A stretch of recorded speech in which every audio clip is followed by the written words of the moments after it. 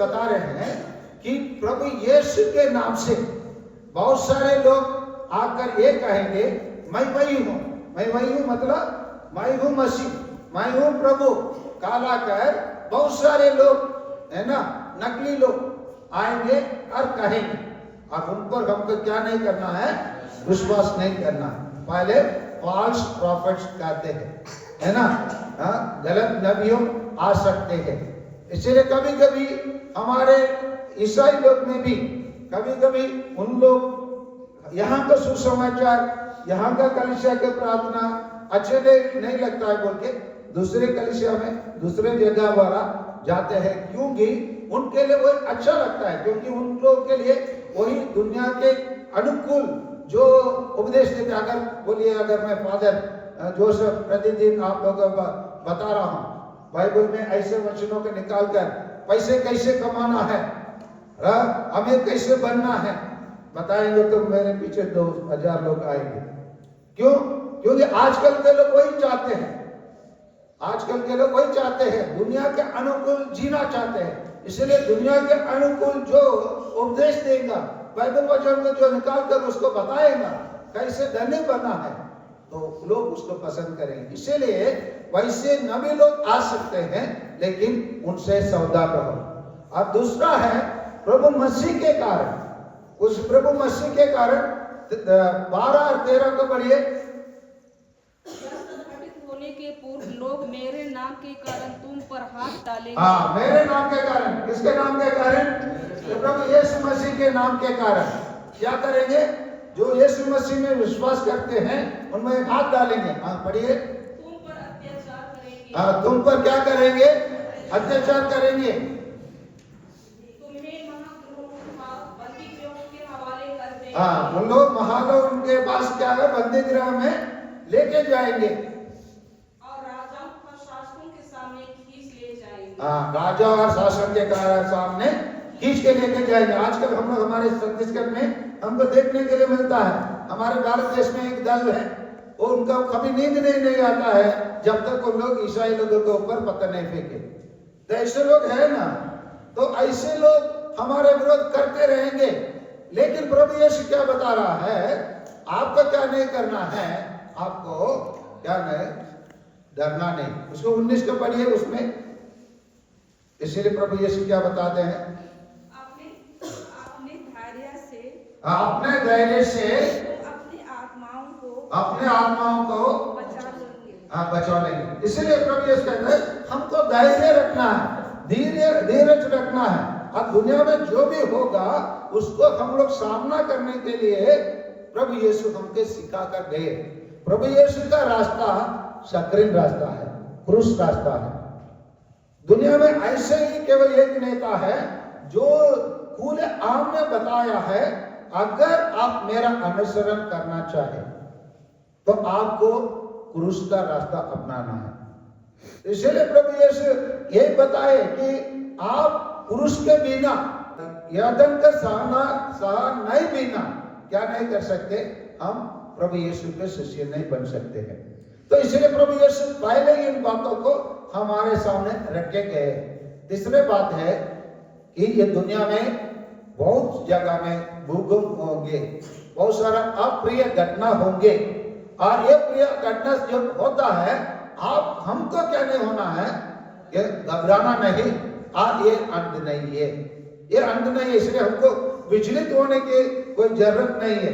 जो घटना होगा तो होने दीजिए, वो ईश्वर की इच्छा है, ईश्वर की दृष्टि में वो सही लग रहा है, इसलिए ईश्वर उसको नजरअंदाज करके हमको अपना जीवन को जीने के लिए बता रहे हैं। इन सभी चीजों से हमें क्या सीखना है, प्रभु यीशु क्यों ऐसे सुसमाचार, ऐसे संदेश हमारे बीच में क्यों छोड़ के गए हैं, इसी पर हमको मनन चिंतन करने की अधिक आवश्यकता है।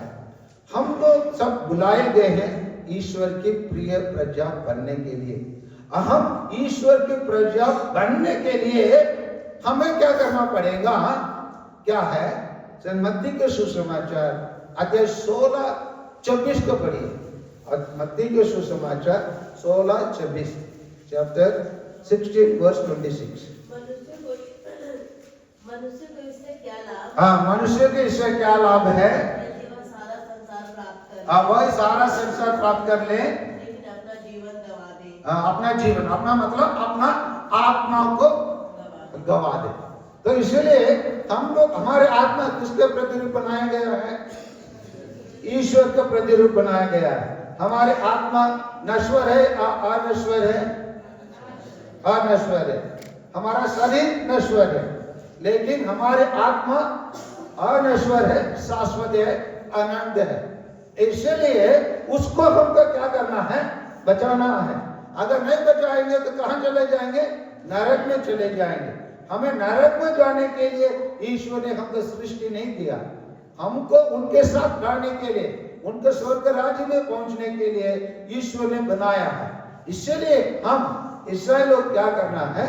हम प्रभु यीशु के वचन के अनुसार हम अपना जीवन जीने के लिए प्रयास करना है। ईश्वर का वचन हमें वही न्याय के पथ पर, सन्मार्ग के पथ पर, अच्छे कार्य करने के रास्ते पर, अच्छे विचारों बोलने के रास्ते पर, अच्छे विचारों सब लोगों के सामने रखने के रास्ते पर हमको ईश्वर ने बुलाया है। तो ईश्वर ने अगर बुलाया है तो उसी रास्ते पर हमको चलना है। और चलने के टाइम पर हम लोग इन 3 चीजों का हम लोग सामना करेंगे। हमारे सामने कभी कभी गलत या फॉल्स प्रॉफिट्स, गलत नबियां आकर मैं भाई हूँ, मैं प्रभु हूँ बोलकर आएंगे, तो हम उनके पीछे दौड़ के नहीं जाना है। उस बहुत सारे लोग ये नहीं है केवल व्यक्ति के रूप में, अलग अलग कलीसिया के रूप में भी आ सकते हैं। एकमात्र कलीसिया है जो प्रभु यीशु ने स्थापना किया है, वो कौन सा कलीसिया है? जोर से बोलिए ना। हाँ, प्रभु यीशु कौन सा कलीसिया का एकमात्र कलीसिया की स्थापना किया? कैथोलिक कलीसिया की स्थापना किया। उसी का प्रभु यीशु स्वयं पेतरुस को, मैं आप पर इस कलीसिया, आप पेतरुस तुम चट्टान हो, इस चट्टान पर मैं क्या करूंगा?